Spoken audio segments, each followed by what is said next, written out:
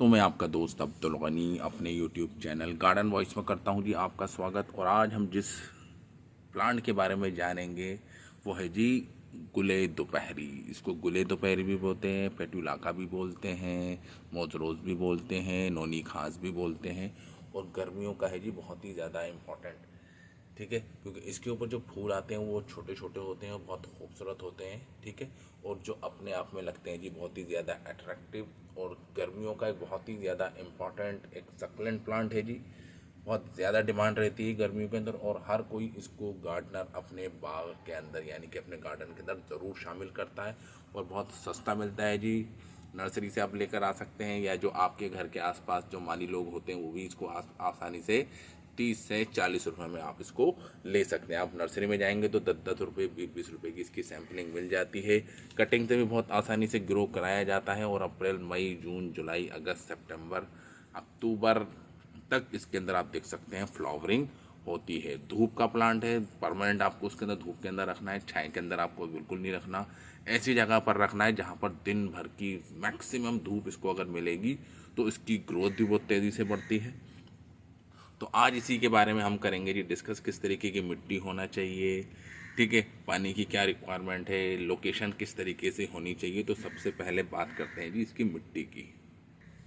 मिट्टी की बात करें तो इसको फुल्ली वेल ड्रेन मिट्टी चाहिए। ऐसी मिट्टी नहीं चाहिए जिसके अंदर पानी ठहर जाता हो यानी कि रुक जाता हो, यानी कि आपका जो पॉट है वो फुल्ली वेल ड्रेन होना चाहिए, सुराख प्रॉपर होने चाहिए, ठीक है। और मिट्टी थोड़ी रेतीली होनी चाहिए यानी कि उसके अंदर रेत हो, कम से कम आप उसके अंदर 20 से 30% रेत मिलाएं, ठीक है।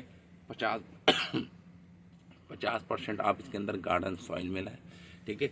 बाकी जो रह जाती है आप उसके अंदर खाद मिला के इसकी मिट्टी को कर सकते हैं जी तैयार। बहुत ज़्यादा खाद की रिक्वायरमेंट भी नहीं होती, बट इनिशियल जब आप मिट्टी बनाएं तो उसके अंदर गाय के गोबर की खाद मिला के उसको रेडी कर लेंगे। हमने 7 पॉट बना लिए हैं जी, ठीक है। और साथ ही हमारे पास है जी ये सैम्पलिंग, ठीक है। मिट्टी मैंने आपको बता दी थोड़ी रेतीली होनी चाहिए, गार्डन सॉइल उसके अंदर मिली होनी चाहिए। कोकोपीट आप इसको ना ही मिलाएं तो बेहतर है, ठीक है, ज़्यादा रिक्वायरमेंट है नहीं, ठीक है। और इसके अंदर आप गाय की गोबर की खाद, तीनों चीज़ों को मिला के इसकी मिट्टी को कर लेंगी तैयार, ठीक है जी। मिट्टी के अंदर हमने इसको लगा दिया है, ठीक है।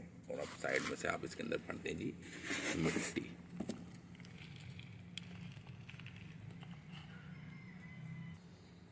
ठीक है जी। 7 पॉट हमारे हो गए हैं जी तैयार। सातों अलग अलग हैं, सातों का जो कलर है वो डिफरेंट है। अभी स्टार्टिंग है जी, ठीक। मिट्टी भर गई, अब इसके अंदर पानी डाल देंगे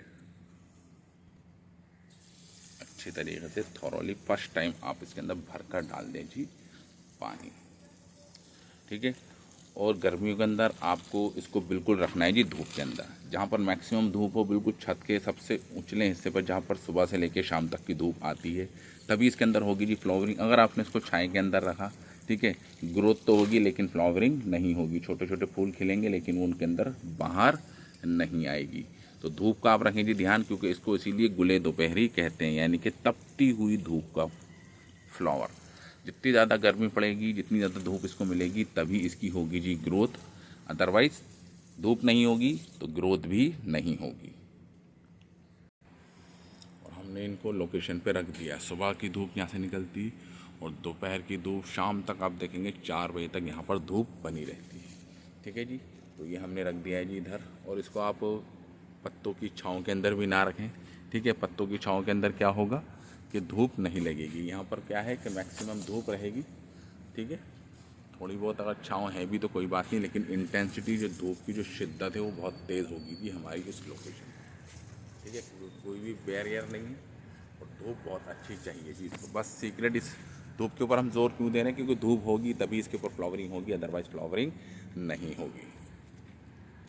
ऐसे इसी की कैटेगरी का एक प्लांट और आता है जी पर्सलेन, जिसको हम बोलते हैं, वो भी सेम कैटेगरी का है, ठीक है। हमने भी इसको यहाँ पर रख रखा, आप देख सकते हैं फ्लावरिंग कितनी ज़्यादा इसके ऊपर हो रही है। और इसको कटिंग से भी बहुत आसानी से ग्रो कर सकते हैं जी अपने मोजरोज को, गुले दोपहरी को, ठीक है। पेटुलाका भी इसको बोलते हैं, ठीक। तो ये और हमारा पर्सलेन, ठीक, और हमारा बेबी सनरोज, तीनों एक ही कैटेगरी के फ्लावर हैं, ठीक है। इनको आप इजी कटिंग से कर सकते हैं जी ग्रो। बाकी रही खाद की बात, तो खाद की कोई ज़्यादा खास रिक्वायरमेंट है नहीं, अभी हमने इनको लगाया है, ठीक है। नेक्स्ट अपडेट देंगे जब थोड़ी ग्रोथ इनकी हो जाएगी जी स्टार्ट।